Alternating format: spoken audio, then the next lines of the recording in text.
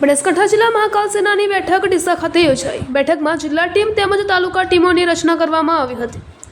મહાકાલ સેના ગુજરાત પ્રદેશ ઉપાધ્યક્ષ અશોકસિંહ વાઘેલા તથા મહાકાલ સેના બનાસકાંઠા જિલ્લા અધ્યક્ષ શૈલેન્દ્રસિંહ વાઘેલા તથા મોટી સંખ્યામાં મહાકાલ સેનાના જિલ્લાના દરેક તાલુકાના શરૂઆતના પૂર્વ મોટી સંખ્યામાં હોદ્દેદારોની ઉપસ્થિતિમાં બનાસકાંઠા જિલ્લા તથા તાલુકાઓના નવીન હોદ્દેદારોની વરણી કરવામાં આવી હતી। બનાસકાંઠા જિલ્લા પ્રમુખ તરીકે શૈલેન્દ્રસિંહ વાઘેલાની જ ફરીથી સર્વેના મતે વરણી કરવામાં આવી હતી। તેમજ જિલ્લાની ટીમમાં ચિહરસિંહ વાઘેલા ખારિયા કાંકરેજ તેમજ દરેક તાલુકામાંથી એક વ્યક્તિને જિલ્લાની ટીમમાં વરણી કરવામાં આવી હતી।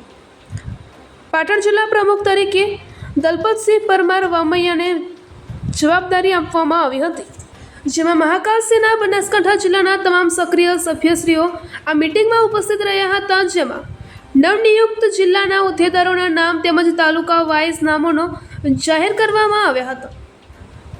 વધુમાં મહાકાલ સેનાના પ્રમુખે જણાવ્યું હતું કે આગામી 20/10/2024ના રોજ ડીસા ખાતે જનરલ મિટિંગ કરવામાં આવશે, જેમાં પ્રદેશની ટીમ સાથે જિલ્લા ટીમના નવનિયુક્ત વરણી કરવામાં આવેલી ટીમને પ્રમાણપત્ર તેમજ મહાકાલ દાદાની છબી આપીને સન્માનિત કરવામાં આવશે। તેમજ ફરીથી બનાસકાંઠા પાટણ જિલ્લામાં તેમજ ગુજરાતમાં મહાકાલ સેના સક્રિય થવા જઈ રહી છે અને પોતાની અસ્મિતા માટે પહેલાની જેમ લડી રહી છે।